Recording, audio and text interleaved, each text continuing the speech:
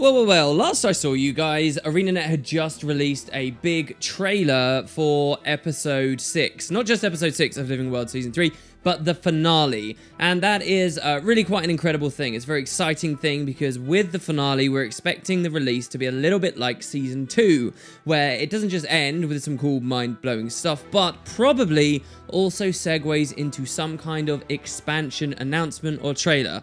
I mean, just think about it. It's not like the end of the story at this episode, everything in the world is going to be resolved and it's all going to be lovely and sorted. It's going to hang on something, right? It's going to be a suggestion of some place we're going to go.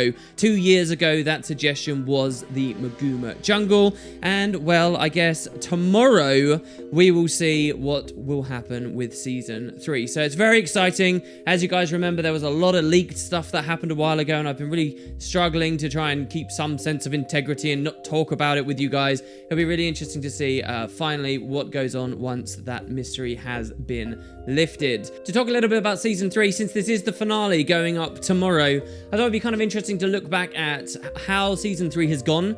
Season 3 lasted exactly a year, so I believe it lasted slightly longer than Season 2 did. Season 2 had a couple more episodes, but they were much shorter and much more narrow in scope, right? They focused perhaps on the instances a little bit more, but way fewer maps, way less explorable space came out of Season 2, and they did have some really interesting high quality stuff like the library and so on. But I mean, it really has been incredible. Think about this, a year ago and like a day ago, we were still in the content drought.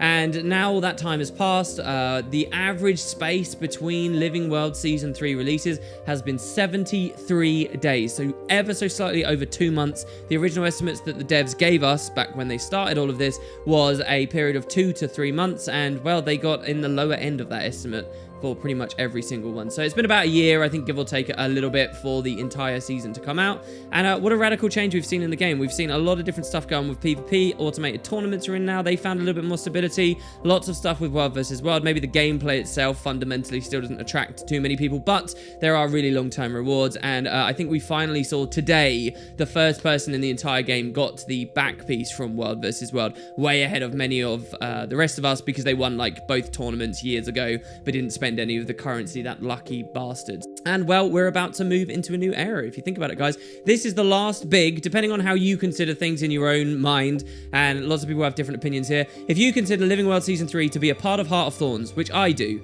it's kind of like saying we're about to experience the last of Heart of Thorns tomorrow. Should be pretty cool. So here's some stuff that we missed over the week I want to talk to you guys about. In terms of in-game updates, I mentioned very vaguely we had a big gem store update a while ago. I thought I'd actually show you guys a little bit more of the UI in the background here. But they added a very interesting item quite newly as well. Not enough people have talked about this. As you guys know probably about me, I care a lot about my home instance. I'm one of these fools that spends ridiculous amounts of money getting nodes for my home instance that I'll never pay off on, but I just like the idea of having everything fully collected and finished. They added a new one, a Black Lion Hunter's Contract board. Now this thing sounds really cool, and when I first saw it, I got a little bit excited at the idea it could be some kind of community bounty board, some kind of player generated questing system kind of thing, but you know, a very lame version of such a thing. It's not really any of that. Basically, it's a board you get in your home instance. I haven't bought it yet, but you can go to it and ask it for T6 materials, and the next days that come in, you will be able to get that specific material coming in a certain random amount. So it's kind of a way of farming for materials. If you're one of those players that consistently goes back to his home instance and picks up everything there, then the contract board kind of lets you define the loot you'll get a little bit better. It's priced at 1,200 gems, which is super pricey, and I think means it will take years to pay itself off if you don't enjoy just the general thrill of collecting like some of us do. So yeah, if you're doing it for profit, it's obviously balanced that not many people will ever get a profit off of it. But there you go. So that was something new. So in the last video, moving on to the next release, which I know is what you guys really want me to talk about more than anything else. On the last video, I showed you this area of the trailer, this kind of purpley looking area. It seemed like it may be some kind of jumping puzzle or weird area. Could have something to do with a new mastery that comes in episode 6, of course. A lot of people pointed something out, though, that I'd missed. Now, if you look very carefully at these illusions, they are actually wielding bows. Now, that's kind of interesting. It's very interesting because back in Season 2, we saw various classes in Living World updates using non-standard weapons, and those were hints at elite specialization things. So Marjorie got a great sword, for example, right in time for the Reaper to become a thing where all necromancers could spec to get a greatsword in the end. So does this mean some kind of bow interaction with mesmers? It's hard to say, and while a lot of people have been excited about this, I think there is quite a lot of stuff working against it. Do remember that this isn't always important. First of all, these kind of illusions, these ghostly apparitions, they may not have anything to do with a mesmer that's cast them. They could just be foes in the area or something to do with events in the area. And when we go into the world of just regular random NPCs, ArenaNet are very often broken form here. Like, for example, in Ascalon Catacombs, the first dungeon they ever made, there's a human elementalist who will run around dual-wielding scepters. Did that mean the Tempest got offhand scepter with Heart of Thorns? No. So I don't know how I feel totally about this. That scepter example is just one of many, but I did feel it was important at least to point out because it's quite interesting and I had missed it. So, moving on from that trailer, at the time that trailer came out, there was a teaser that the devs showed, and it was this. An unnamed, unmarked tweet that played a video.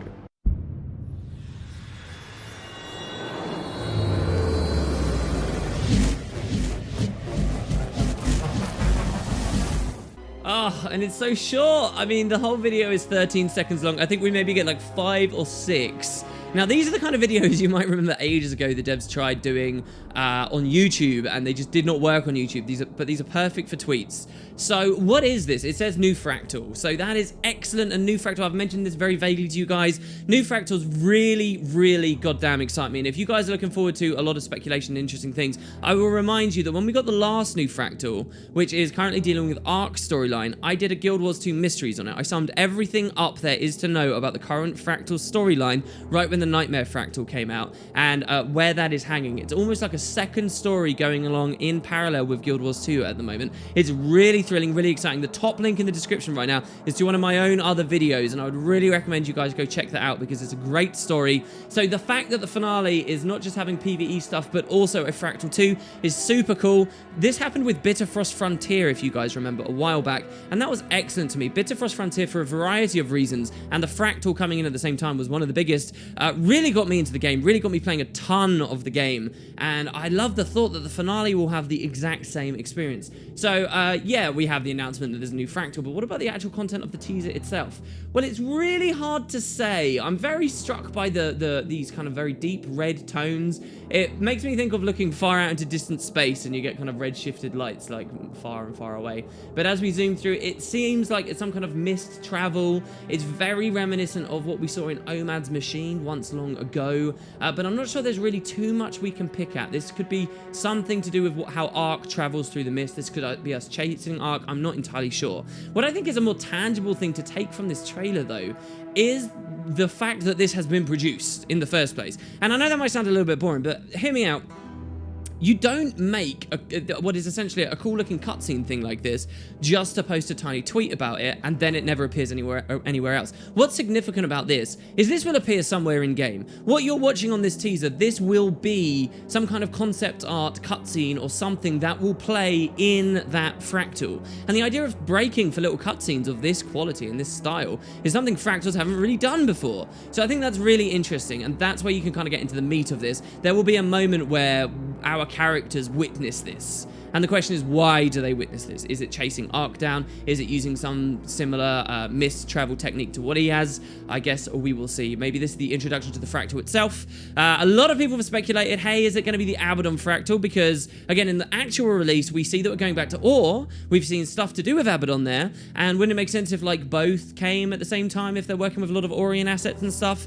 To me, you guys know my opinion on this probably. I'm actually not that excited about the Abaddon Fractal. I don't think it works that well. I kind of don't want to see any incredible major lore moments be super repeatable in endgame. I don't want to grind on a super epic moment to the point where it's not interesting to me anymore. I'd rather these be more side stories than that. And ultimately, I kind of like that the devs are still holding to that community vote back then. They said you would only get one. This vote is important. This vote matters. And to make the Abaddon Fractal here in 2017 does, to a certain extent, undermine the importance of that vote back then. And as time goes by, less and less people will care for that, but I think that's kind of cool. And I guess we'll see. I'm excited about any number of other things in Fractals. Again, you might want to check that video out to really dive into that. Fractals have given us some cool places before, like the Colossus. And it could come with the finale. What a great idea.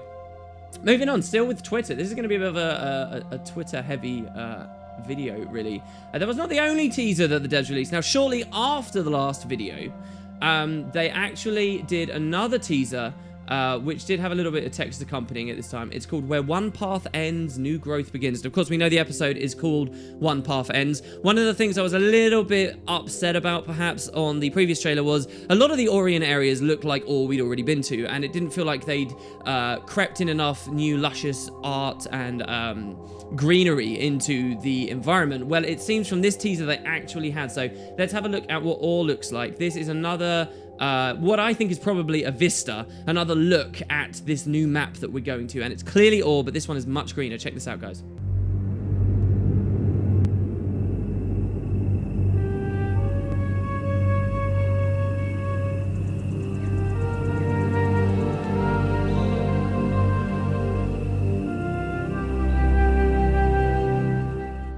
Now, what really excites me about this, okay, isn't necessarily the footage that we see, it's actually what we hear.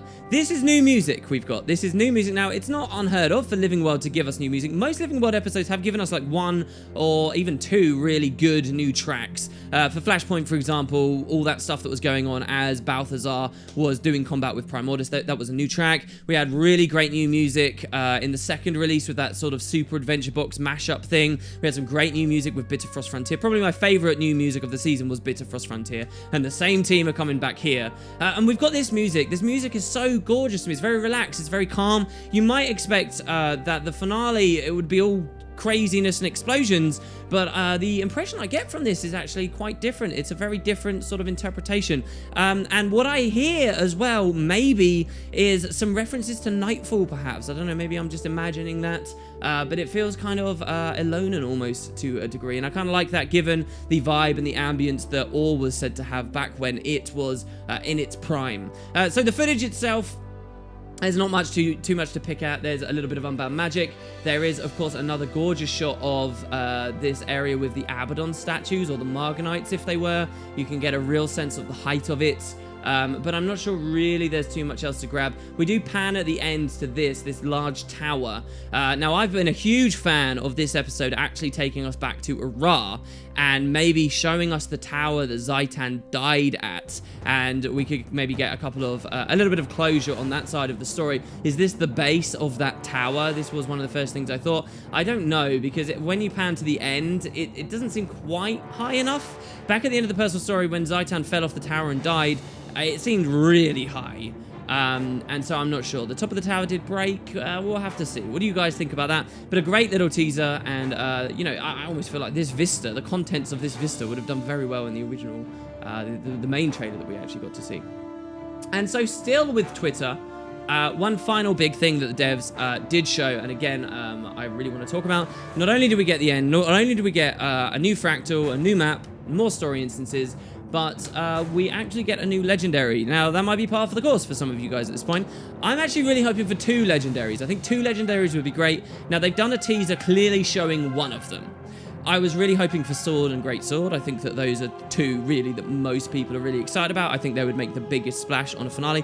But there is another great martial 2-handed weapon that really does deserve its Gen 2 counterpart to come out already, and that's Hammer. I say that Hammer's a good idea because the original Hammer, the Gen 1 Hammer, gives you that kind of nice shiny effect. Now, some of us really like that chromatic shiny effect. I actually very recently did that collection specifically so I could get that shiny effect on some of my light armor classes like my Mesmerites and my account slots, and I very much enjoyed it. But, you know, not everybody does like that. Maybe you want a legendary Hammer and you don't want to be all shiny all the time. Well, let's add a new one, I guess, is what the devs reasoned. And this is the teaser they have done for that. And they weren't explicit that this is the legendary Hammer, but come on, guys. This is the legendary Hammer.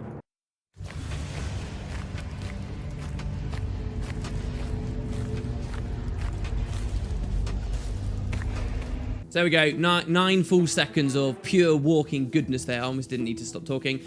This is obviously set out the front of a Ra. Oh, and I could go into that. It's set at the front of Ara. Does that mean that Ara stuff is going to be a thing? Does that mean that the new map is like a duplicate of Ara? It's just set forward in time and we get to go to those massive areas from Ara's story? That would be so cool. Or maybe they just used it because they knew it was a recognizable place in Ore and they wanted to leave it there. They wanted the focus to be on the hammer, so they put it on a Corteria map instead of the new one. The hammer itself, we obviously don't get too much. We don't get like a profile view. We can only see from behind, but you can see a nice shiny arm there, and you can see footfalls coming down, neither of which really are associated with any weapon we've seen before. The footfalls, I had heard originally that they look like grasping hands, but I've since heard as well that it looks a bit like coral. I think both could be right, you know, like heavy undead influences. This is that kind of same blue magic color that we saw a lot in the trailer. A blue, you know, we saw that undead lich who was kind of blue shaded, and that's a color, by the way, we very much associate with the Scepter of Ore also. So if they're doing some kind of play there, maybe these could be ghostly hands coming up associated with that kind of magic, or maybe, yeah, they're coral, because don't forget this is the Sunken Kingdom. Either way, I think the hammer design itself is supposed to mimic a little bit some of the same kind of architecture in the arcs that you see soaring through the air in Orion areas, and I think it's a nice fit. So hammer, perhaps there was something more exciting they could do. But that's already 3 massive new things that we've got. And if there's another legendary, then there might be, but I don't too much have my hopes up here. But that's it, guys. That is the finale for tomorrow. It's going to be a huge release already, let alone if they do some kind of, you know, Season 2 style teaser where we saw the packed airships getting shot out of the sky, which is kind of like a whole new can of worms and things to talk about. I will try my absolute best to give you guys the fastest content I can on this and set ourselves up for the future.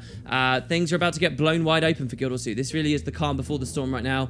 You guys excited? You tentatively cautious? Or are you sort of going balls deep in hype like I sort of am? I'd love to hear, guys. Thanks very much for watching. And I will see you as soon as I can for General Patch goodness tomorrow. See you soon, everyone.